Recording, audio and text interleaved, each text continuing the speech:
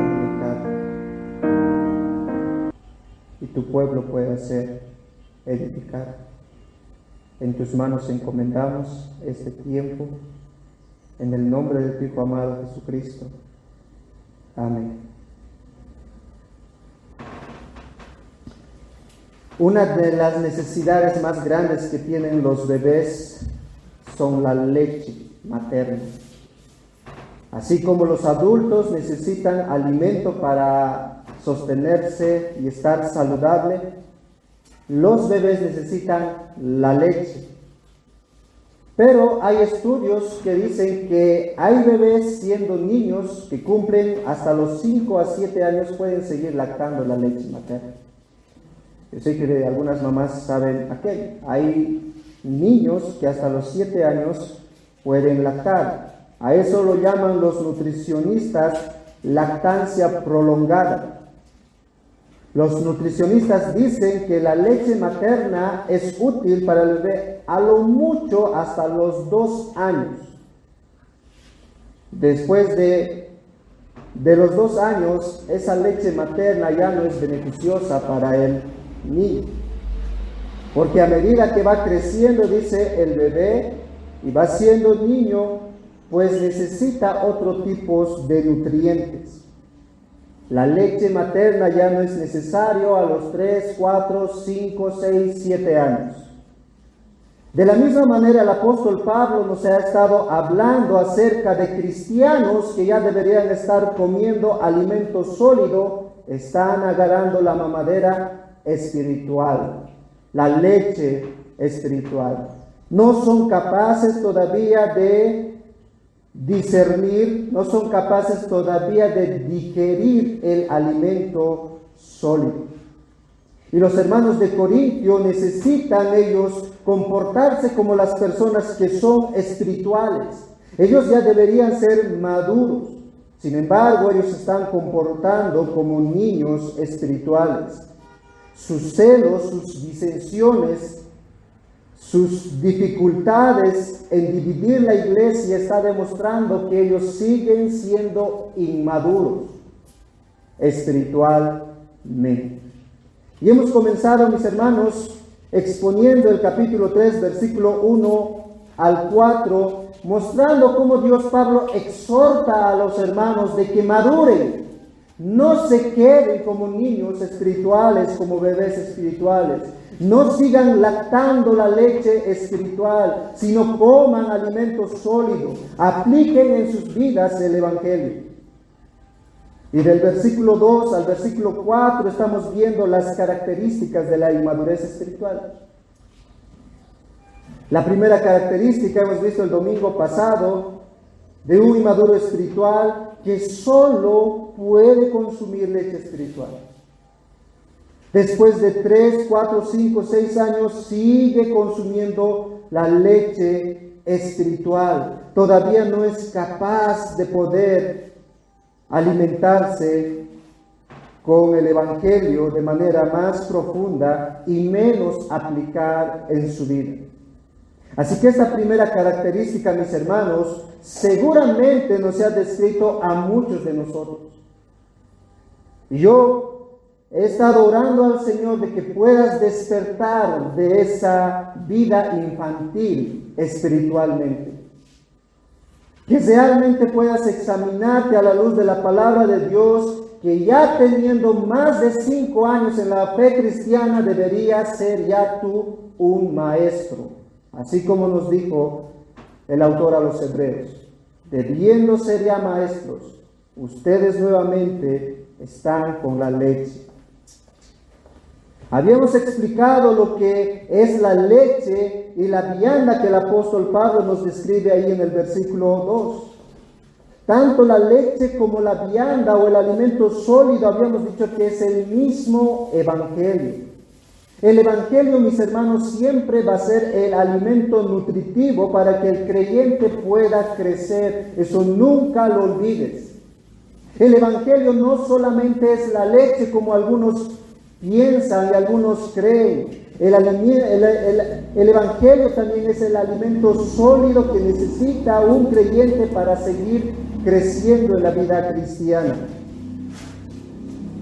La diferencia, habíamos dicho, entre una leche y un alimento sólido es la profundidad que nosotros vemos en el Evangelio. Y es la forma como nosotros vamos aplicando en nuestras vidas el Evangelio. Mis hermanos, el Evangelio es práctico. Práctico, no es teoría. El Evangelio es práctico. El Evangelio cambia nuestro entendimiento. El Evangelio cambia nuestro corazón. El Evangelio cambia nuestras acciones. Pero el inmaduro espiritual no puede discernir aquello. El inmaduro espiritual no puede aplicar el Evangelio. El inmaduro espiritual puede explicarte el Evangelio. Puede decirte en qué consiste el Evangelio, pero no puede decirte cómo aplicar en la vida diaria. El inmaduro espiritual se queda solamente con la teoría, pero no con la práctica. ¿Quieres madurar en la fe, hermano? Empieza a predicarte el Evangelio y empieza a aplicar el Evangelio en tu vida. Por ejemplo, cuando en una familia los esposos tienen discusiones entre ellos, el inmaduro espiritual que se sabe la teoría del Evangelio, lo único que él va a hacer es enojarse. Se va a enojar por días, por meses, por años, y aún puede guardar resentimiento hacia su esposo o hacia su esposa. Pero el maduro, el que está madurando y está profundizando en el Evangelio y está aplicando el Evangelio, él se predica el Evangelio. Cristo murió por mis pecados. Fui perdonado de esos pecados, de tal manera que nunca más Dios me va a restregar esos pecados en la cara. ¿Y por qué yo no puedo perdonar a mi esposo o a mi esposa? El maduro responde al Evangelio en gratitud a lo que Dios ha hecho, en obediencia a su Salvador, diciendo: debo perdonar aunque no merece mi perdón. Así como yo no merecía, Dios me perdonó. Ese es el Evangelio práctico. El creyente que está madurando empieza a pensar en cada dificultad en el Evangelio y empieza a meditar cómo aplicar ese Evangelio, cómo responder a esas circunstancias difíciles con el Evangelio. Pero el inmaduro espiritual se sabe bien el Evangelio, pero en la práctica no puede. Como los niños, empieza a hacer su berrinche, ¿no? Así es el inmaduro espiritual. Así que, hermano, espero que realmente te hayas examinado si sigues siendo un niño. Pero si tú eres consciente de que después de haber visto esta característica, te ves que eres niño aún espiritualmente, hay esperanza para ti. Porque puedes acudir nuevamente a Cristo y pedirle que te ayude a comer alimento sólido, aplicar el Evangelio en tu vida. Pero si tú no reconoces aún, ahí sí hay un problema. Así que el apóstol Pablo en el versículo 1 nos llama a nosotros a que podamos crecer en el Evangelio. Que podamos empezar a aplicar ese conocimiento que nosotros tenemos. Ahora vamos a ver en el versículo 3 la segunda característica de un inmaduro espiritual. Y nuevamente, mi hermano, es mi oración que tú puedas verte frente a la palabra de Dios. Cada vez que se está exponiendo, no veas al hermano que está a tu lado. Esta partecita parece que es para el hermano, ¿no? Aquí se está hablando del mentiroso. Es para tal hermanita que miente siempre por ahí. Aquí se ve, parece que aquellos que no se congregan continuamente, es para tal hermano. No, es para ti, hermano, lo que vamos a ver. Y sé sincero con el Señor, contigo mismo. La tercera característica o la segunda característica que Pablo nos muestra aquí de un inmaduro espiritual es aquella persona que se deja dominar por la carne. Es aquella persona que se deja dominar por la carne. Y esto realmente es peligroso. Porque nosotros sabemos que tenemos tres enemigos mortales, ¿no? El mundo, la carne y Satanás. Pero el más peligroso de los tres no es Satanás. Porque cuando tú lees el Nuevo Testamento, frente a Satanás, lo que tú tienes que hacer simplemente es detener. Ni siquiera te dice ataca a Satanás, ¿no? Sino que sé fuerte, resiste, persiste. De los tres enemigos mortales, el más peligroso es la carne. Y esa es la segunda característica. El inmaduro espiritual se deja dominar por la carne. Miren el versículo 3. Dice, porque aún sois carnales. Pablo se sorprende nuevamente de los hermanos de Corinto. Estuve con ustedes predicándoles 1 año y medio. Apolos, poderoso en la palabra, les está predicando. ¿Aún sois carnales? Y nuevamente repito, hermano, no existe un cristiano carnal. Aquí no está diciendo, no está describiendo una tercera persona, sino más bien cuando Pablo dice, aún no sois carnales, se refiere en el sentido de su comportamiento, de su actitud. No en el sentido de su ser, de su persona, sino en el sentido de su comportamiento, de su actitud. No sois carnales, en otras palabras, le está diciendo, ¿cómo puede ser posible que se están portando espiritualmente inmaduros? Un comentarista dice lo siguiente con este pasaje. Pablo afirma que los corintios se identifican a tal grado con la gente del mundo que no se puede apreciar ninguna diferencia en lo que a comportamiento se refiere. Pablo podía salir a la calle, ver a los incrédulos perderse ahí en el mundo y un creyente estar ahí, no hay nada de diferencia. A ese nivel habían llegado los hermanos de Corinto. No hay distinción entre un cristiano y un incrédulo.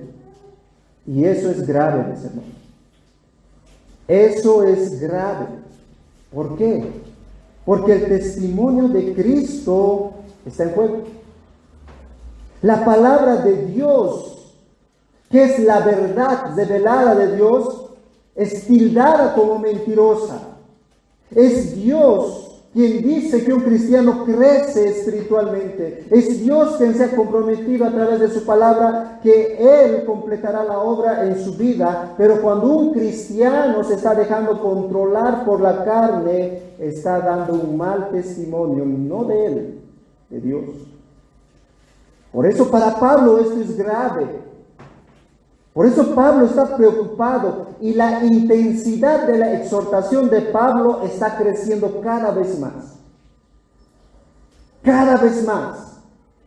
Una de las cosas que es difícil para el predicador al momento de poder interpretar es ver cuál es la intención del autor, qué está sintiendo.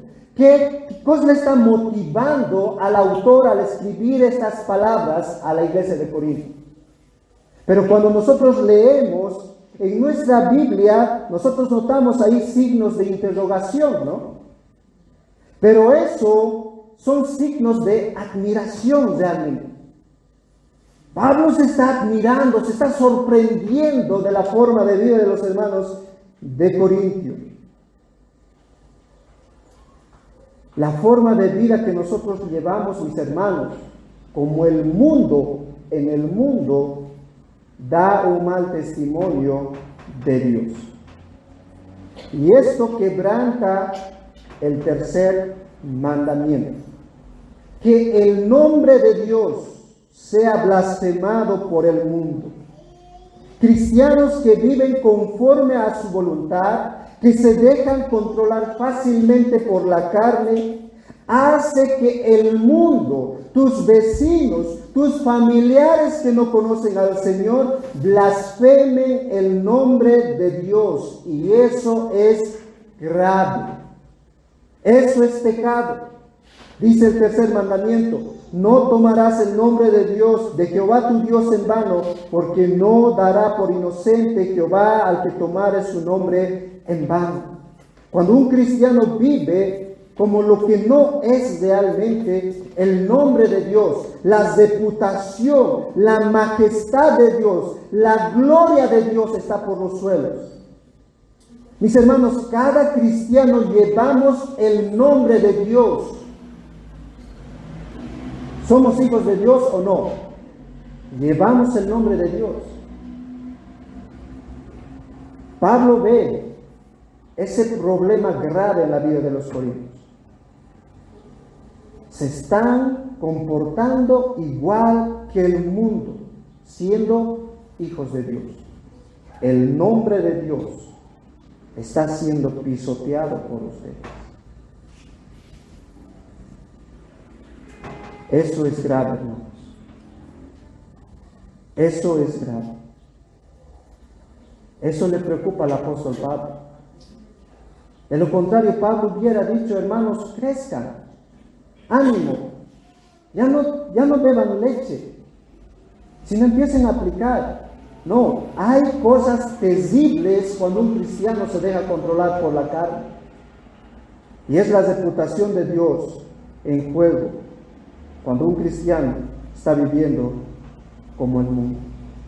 Así que, hermano, cada vez que te portas conforme a tu voluntad, sin obedecer a Dios, que en tu propia prudencia, tú puedes tomar decisiones a la ligera, sin ver las consecuencias, y te metes en pecado, estás deshonrando el nombre de Dios.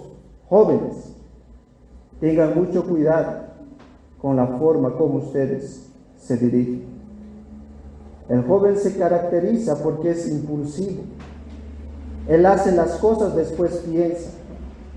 Cuando ya mete la pata, después de alguna manera quiere sacar la pata, ¿no? Alguien decía: meten la pata, pero se queda el zapato, ¿no? Quedan consecuencias ahí en el camino.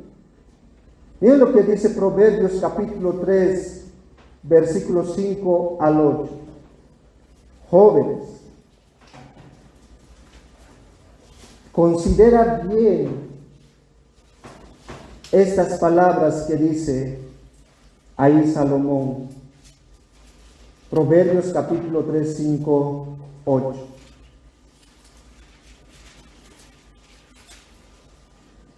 Escucha muy bien lo que dice la sabiduría. Fíate de Jehová de todo tu corazón. Hermanos, el corazón, dice Jeremías, es engañoso. Más que todas las cosas. Es engañoso, ¿no?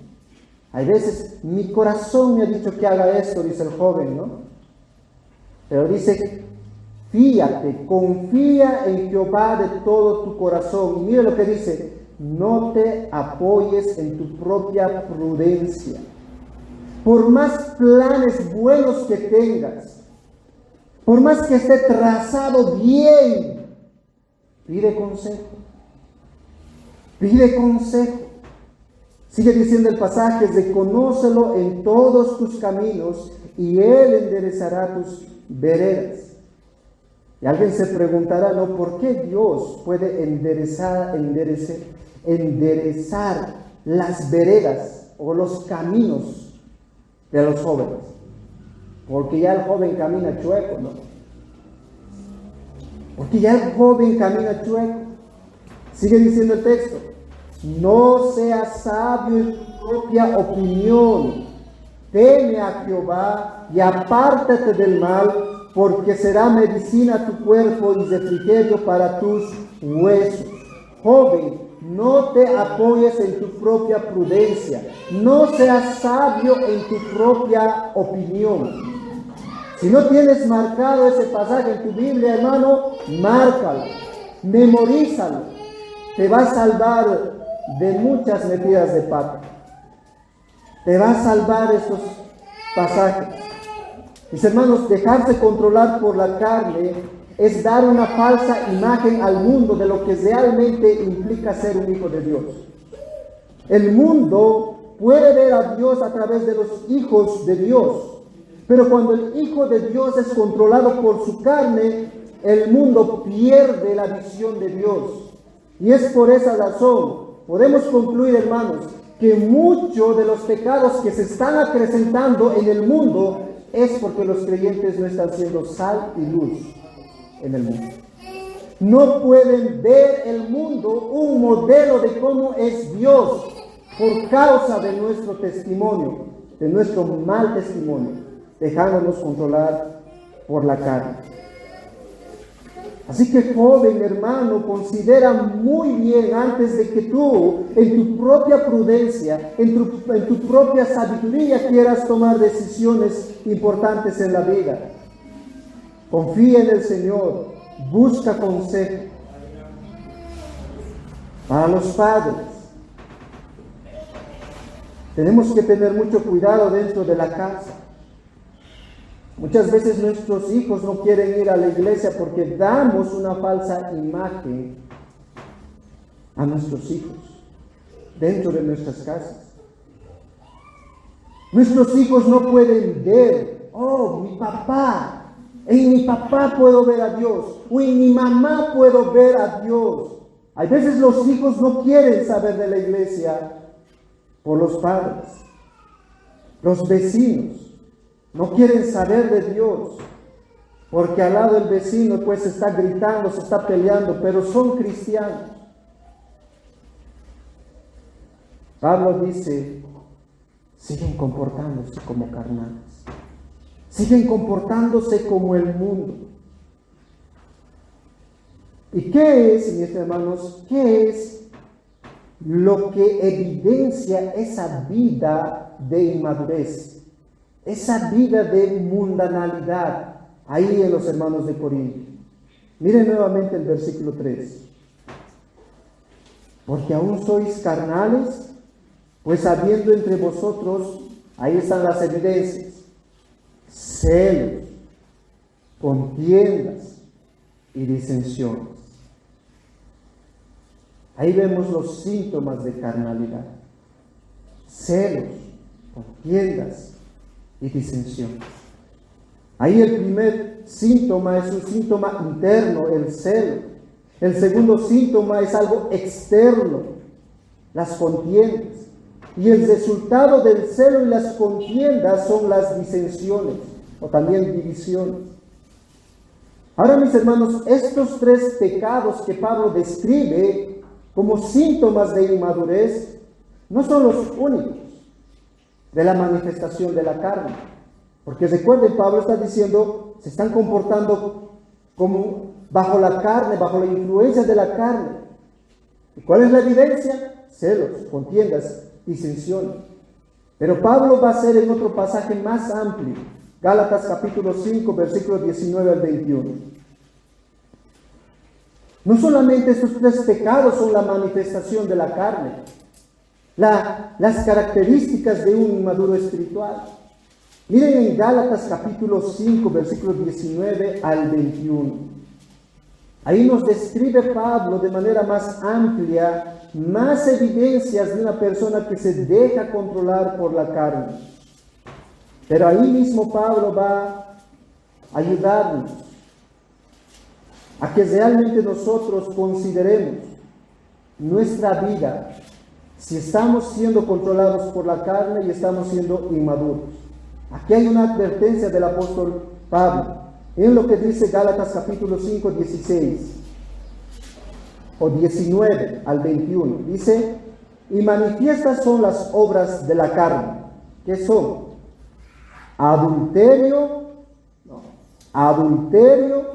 fornicación, inmundicia, lascivia, idolatría, hechicerías, enemistades, pleitos, y ahí está el pecado que Pablo está tomando, celos, iras, ahí está el segundo, contiendas, disensiones, herejías, envidias, homicidios, borracheras, orgías y cosas semejantes a esta, ¿no? Como si Pablo pues se cansara de anotar muchos pecados, él va a resumir, y cosas semejantes a esta, acerca de las cuales os amonesto, como ya os lo he dicho antes, que los que practican tales cosas, ¿qué va a pasar?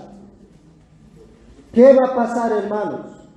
No heredará el reino de Dios. ¿Qué es lo que está diciendo Pablo? Que hay una línea delgada entre ser controlado por la carne y vivir bajo el dominio de la carne. Hay una línea delgada. Pablo dice a los Gálatas que hacer morir las obras de la carne solamente es posible a través del Espíritu Santo. Versículo 16 dice, digo pues, andad en el Espíritu y no satisfagáis las obras de la carne. ¿Por qué? Versículo 21, porque los que practican tales cosas, ¿qué cosas? Las obras de la carne, ¿qué pasará con ellos? No heredarán el reino de Dios. Esto es muy serio, hermano. Los hermanos de Corinto se estaban comportando como el incrédulo. Se estaban dejando controlar por la carne.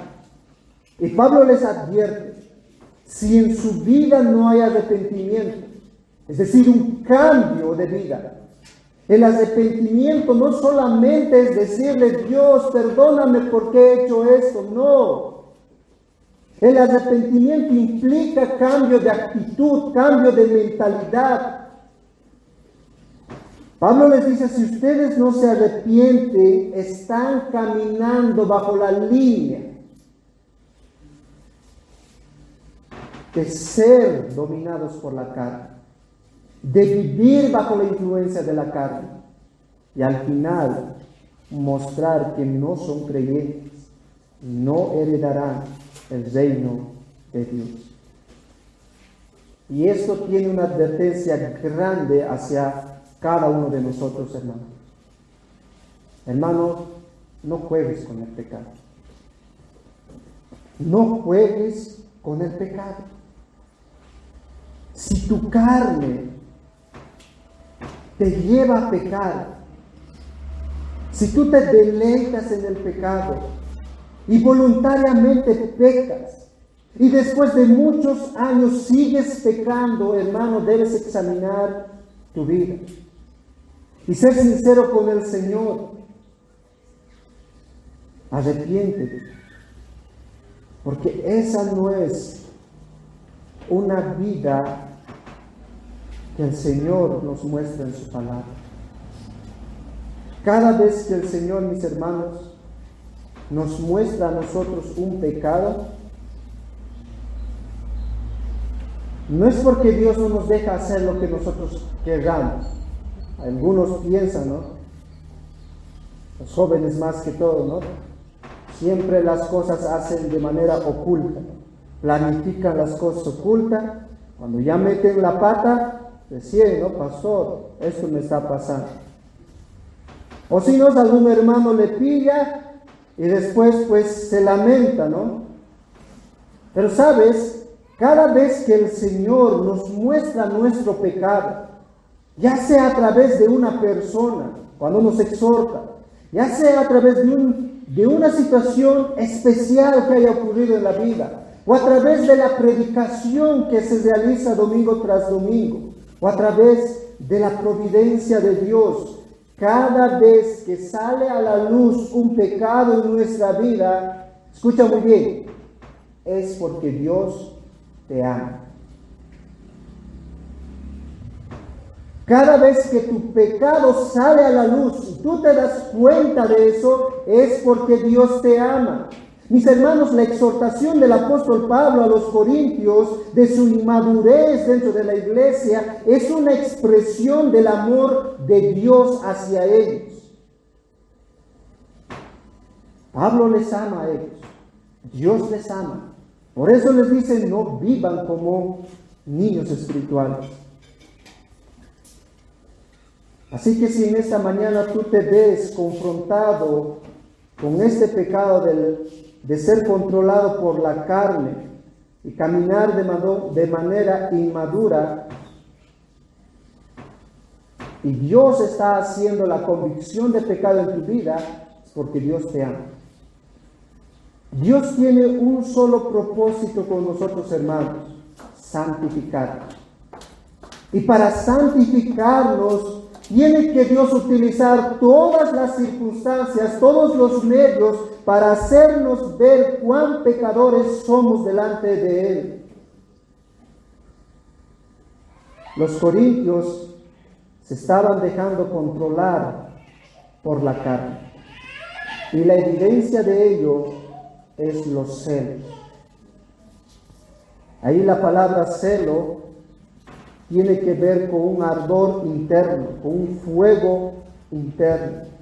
El celo, mis hermanos, es una emoción interna del hombre que llega a estar o llega a llevarle al hombre un estado de ardor dentro de sí. ¿Saben por qué? Por no obtener lo que quiere. El celo es producido por no obtener lo que quiere, como los niños, ¿no?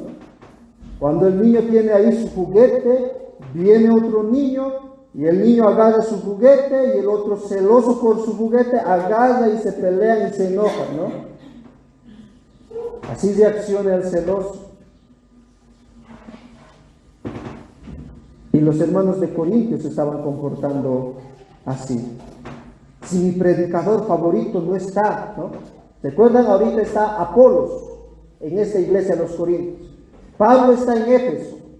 Pero los que seguían a Pablo, pues ahí con un corazón, si mi predicador favorito, si Pablo no está aquí, entonces no está, este culto va a estar aburrido.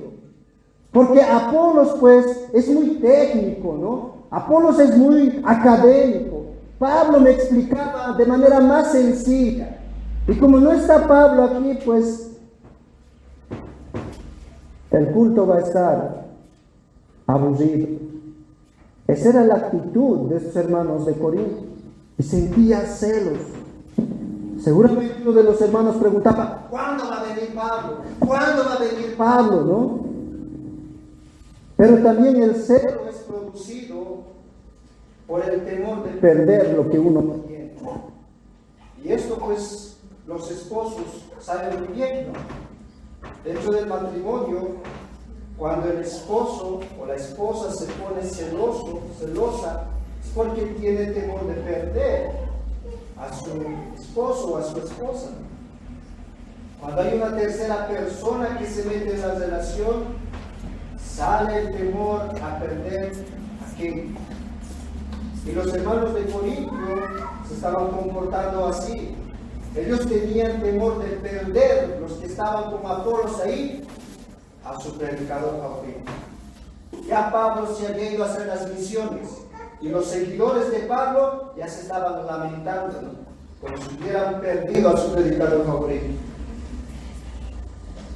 Pero también otra de las características que nos muestra de un inmaduro espiritual es las contiendas. Después del celo, mis hermanos, vienen las contiendas.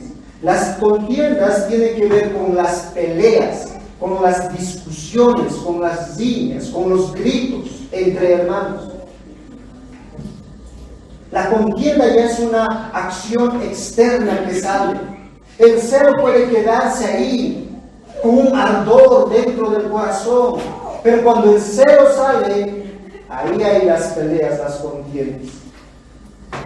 Y los hermanos estaban peleando ya por sus predicadores. Al igual que los niños. Los niños, algo que les caracteriza a ellos, es que ellos lloran casi de todo y de nada. Los niños a cada momento se están quejando de cualquier cosa. Y muchas veces los cristianos actuamos de esa manera. Tal hermano me ha visto mal, ¿no? ya se está enojando. Tal hermano habló mal de mí, ya se está enojando. No me gusta el comportamiento de tal hermano y no le dirige la palabra. Se están enojando por cosas infantiles. Peleamos por cosas que no tienen sentido. Y el resultado de eso, al final dice Pablo, hay divisiones. Hay divisiones. Y eso realmente contradice lo que es el Evangelio. Que en una iglesia haya divisiones por cosas pequeñas. Porque tal hermano me ha visto mal. Porque tal hermano ha hecho esto. Que peleen por esas cosas, Pablo dice, no tiene sentido. Pero aquí quisiera hacer, hermanos, una aclaración. Sí hay razones por la cual puede dividirse una iglesia. Hay razones por la cual puede dividirse una iglesia. Hay momentos donde es necesaria la división y solo es por una causa, por la fe. Quiero que me acompañes ahí a Romanos capítulo 16. Romanos capítulo 16, versículo 17.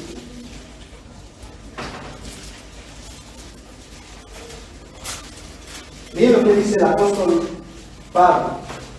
Esta es la única razón por la cual puede haber una división en una iglesia.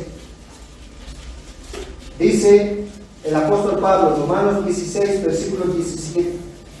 Ahora recuerden que la carta a los romanos, todo el escrito, los primeros 11 capítulos, realmente es el Evangelio en profundidad. El Evangelio en profundidad. ¿Qué quiere decir eso? Que los cristianos que se congregaban en la iglesia de Roma, ellos realmente estaban madurando en la fe. Por eso ellos podían comprender esta doctrina profunda. Ahora noten cómo Pablo va a aplicar esa doctrina profunda con el cuidado que deben tener dentro de la iglesia con los falsos maestros que vienen con doctrinas falsas. Versículo 17 dice: mas os ruego, hermanos, que os fijéis en los que causan división. Ahora está describiendo dentro de la iglesia. Estén atentos. Va a haber hombres que van a querer dividir la iglesia. Dice, y tropiezos en contra de la doctrina que vosotros habéis aprendido. Por esa razón, hermano, la doctrina es importante. Es necesario que tú sepas doctrina. Ahí en el capítulo 1, versículo 10 adelante, hemos visto la importancia de lo que significa esto. Debemos aprender doctrina. Ahora Pablo dice, ustedes han aprendido la doctrina, saben la doctrina. Pero cuando estos falsos maestros que meten doctrinas falsas y se sale del control, dice la última parte del versículo 17, y que os apartéis de ellos.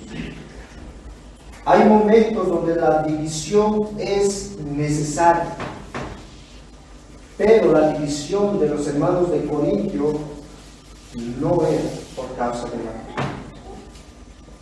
Era por cosas infantiles. Eran por celos, por contiendas entre ellos, por tener un predicador favorito. Las divisiones de los hermanos de Corintio, hermano, era infantil. Era como los niños. Por eso en el versículo 3, ahí de 1 de Corintios capítulo 3, Pablo concluye este pasaje sorprendiéndose. ¿No sois carnales y andáis como hombres? Están demostrando entre ustedes una vida infantil, teniendo sed entre ustedes. Pablo está sorprendido y él exclama al final diciendo: ya no se comporten como el mundo. No debería ser esa la vida de un cristiano. Así que el apóstol Pablo hasta ahora nos muestra dos características de un maduro espiritual.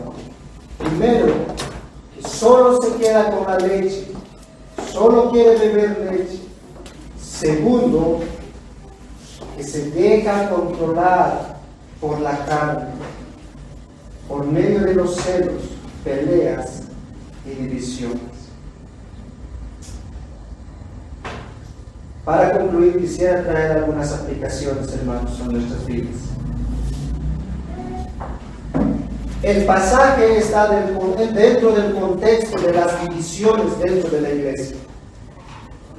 Desde el capítulo 1, versículo 18, versículo 10 adelante, sigue hablando acerca de las divisiones. Ya habíamos dicho por qué era importante esto para Pablo. Porque realmente contradice el Evangelio, las divisiones dentro de la iglesia, por cosas infantiles. Pero quisiera traer aplicaciones, hermanos, a nuestras vidas personales, acerca de estos pecados que aquí nos muestra el apóstol Pablo. Primeramente quisiera dirigirme a los solteros. Este pecado del celo realmente trae al final divisiones. Si no es controlado este pecado del celo, va a traer divisiones. Jóvenes solteros, si ustedes quieren iniciar una relación para el matrimonio, debes considerar bien si tú tienes este pecado en tu vida. Si para ti es difícil de controlar este pecado del celo, tú debes ser consciente de que mientras estás soltero, trabajes con este pecado de mortificarlo. Muchos de los solteros van al matrimonio sin poder trabajar en su carácter, y en especial en este pecado.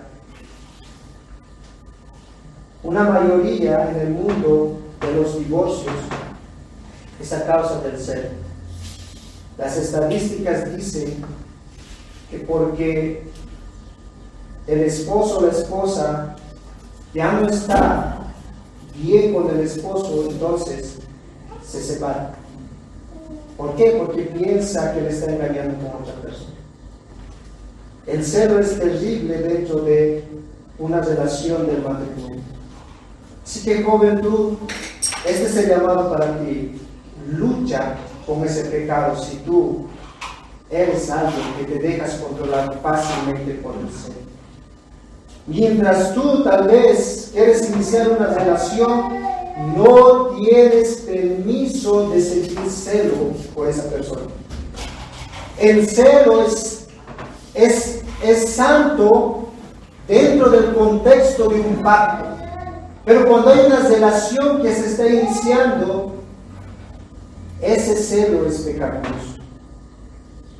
Así que cuando tú quieres iniciar una relación y ves a la persona con quien quieres iniciar celoso, debes considerar muy bien esto en la vida de ese joven o esa señorita. Debes considerar muy bien. Pero no solamente pues el joven siente celo por el sexo opuesto, ¿no? Dentro de la iglesia también se puede sentir celo pues por ciertas actividades que realizamos, como por ejemplo, un joven nuevo viene a la iglesia y le gusta tocar un instrumento y se empieza a meter ahí a tocar el instrumento, ¿no? La guitarra. Pero el joven que tocaba pues siente celo por él. Nuevamente, el celo lo que hace es separación, empieza a aislarse. Lo mismo sucede con el servicio. Hay hermanos que servían en la iglesia, pero nuevos hermanos vienen y se meten a servir a la iglesia, y los hermanos que servían se empiezan a aislar. Tal vez uno diga, yo no siento celo, yo estoy dando la oportunidad de servir, pero en el fondo de su corazón hay un celo, ocupar el espacio de esa persona ocupada. Así que, joven, hermano, lucha con este pecado del celo, porque destruye, divide las relaciones. Para los esposos, Para los que ya estamos casados, el celo en nosotros debe ser una lucha si nosotros no hemos mortificado este pecado mientras éramos solteros. Yo sé que los esposos amamos a nuestras esposas y nuestras esposas nos aman. Y el celo puede ser en algún sentido santo, porque hay un pacto en el medio de los dos. Hay un pacto de fidelidad, de cuidar y guardarse los dos. Si cuando hay una tercera persona, pues uno puede sentir celo. Y eso es bueno. Pero al momento de sentir celo, debo pensar cuidadosamente cómo responder. Debo tener cuidado cómo responder al celo que yo siento, porque puedo lastimar a mi esposa o la esposa al esposo. Una de las formas como poder luchar con el celo nos muestra Dios mismo. Dios mismo es celoso hacia sus hijos. Y lo que Dios hace para que no pueda haber este celo y pueda Él estar tranquilo con su pueblo, lo que le manda a su pueblo es fidelidad, lealtad. En otras palabras, Dios es transparente con su pueblo.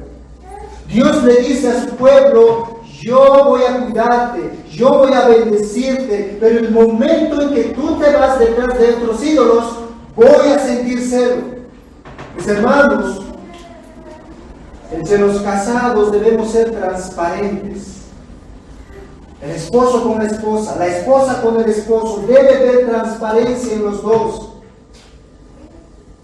Puede decirle fácilmente el esposo a la esposa, o el esposo o la esposa al esposo: la forma como te estás comportando me pone celoso, celosa. No está mal, puede uno decirle. Y la otra persona que es celado también tiene que ser muy sincero. Si su esposo o su esposa está luchando con este pecado, ayudarle y cuidarle. ¿Y de qué manera se le puede ayudar? De no dar ocasiones para que sienta celo el esposo o la esposa. Yo recuerdo cuando estuve en el colegio, uno de mis amigos tenía su enamorada. Y ese mi amigo sabía que su enamorada era celosa. En esa época pues no teníamos la palabra tóxica, pero ella era justamente esa descripción. Era bien celosa. Pero sabes, este mi amigo sabía que era celosa e intencionalmente él se iba al grupo de las chicas. Cada vez que veía a su enamorada venir, se iba donde las chicas. Eso es una actitud de inmadurez. Los que estamos casados, pues no debemos estar comportándonos de esa manera, dando lugar a ciertas cosas para hacerle poner celoso. Voy a probar a mi esposo si realmente es celoso, ¿no? No, debemos ayudarle más bien y no darle motivos para que pueda sentir celo si está luchando con este pecado. ¿Saben, mis hermanos? Los hermanos de Corintio estaban teniendo celos, peleas, divisiones. Pero ¿sabes por qué? Porque ellos no estaban acudiendo a líderes. Ellos no estaban pidiendo ayuda por ese pecado. ¿Cómo es que Pablo se entera de que ellos están sintiendo celo los unos a los otros? Cuando un hermano de la iglesia ve eso y le dice a Pablo. Pero los que estaban sintiendo celo, los que estaban peleando, los que se estaban dividiendo, no reconocían que estaban con este pecado. ¿Sabes, hermano? Esposo, esposa.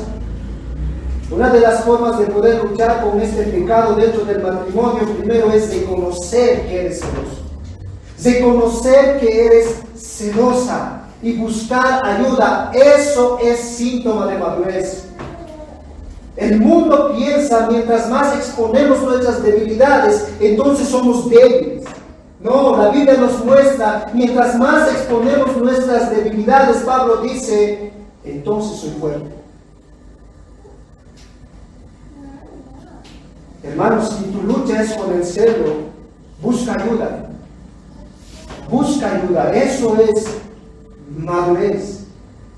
No te dejes controlar por esta emoción, porque hay un peligro fatal. Hay celo en el matrimonio, luego hay pelea, hay discusiones, hay gritos, hay riñas. Pero ¿qué más hay? Divisiones.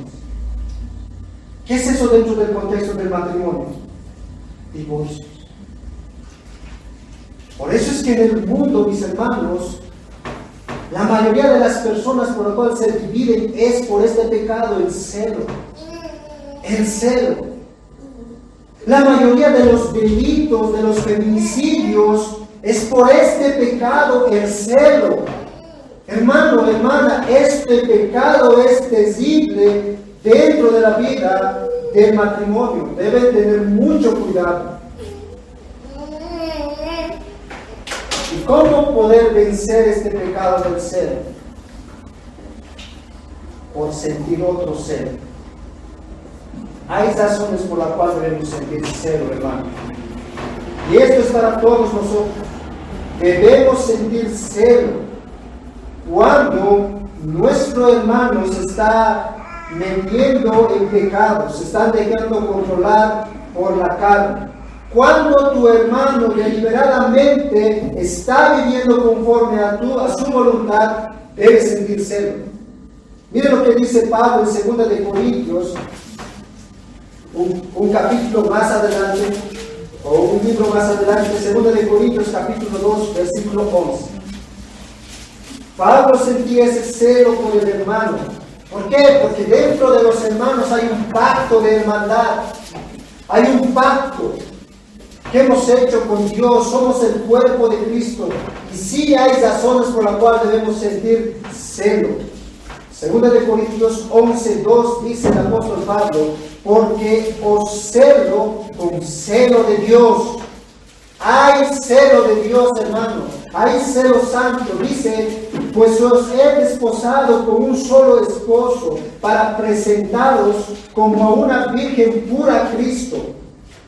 Pero temo que como la serpiente con su astucia engañó a Eva, vosotros, vuestros sentidos, sean de alguna manera extraviados de la sincera fidelidad a Cristo. ¿Cuándo puede sentir celo el cristiano? Cuando uno de sus hermanos se está alejando de los caminos de Dios. Debes sentir celo por tu hermano. Debes sentir celo por el nombre de Dios. Cuando en el mundo profana fácilmente el nombre de Dios, debes sentir celo. Debes sentir celo cada vez que tu hermano libremente, deliberadamente, pues no es consciente en adorar a Dios. Debes sentir celo. El Señor Jesucristo sintió este celo que el apóstol Pablo habla. Un celo santo, un celo de Dios. Ahí en Juan capítulo 2, 13 al 25, Jesucristo entró al templo y vio que en el templo muchos hombres habían corrompido la adoración a Dios. Vio el lugar santo volviéndose en un mercado. Y el Señor Jesucristo sintió celo por la adoración a su Padre. Ese es el celo que debemos sentir. ¿Cómo puedes vencer el celo? Sintiendo un celo santo. El celo que el Señor Jesucristo sintió, que el apóstol Pablo sintió. Cada vez que eres controlado por el celo egoísta, por el celo que divide, por el celo que trae peleas dentro del hogar, pídele al Señor que te dé el celo de Dios. que te quite ese celo que puede destruir a los seres que queremos. Vamos a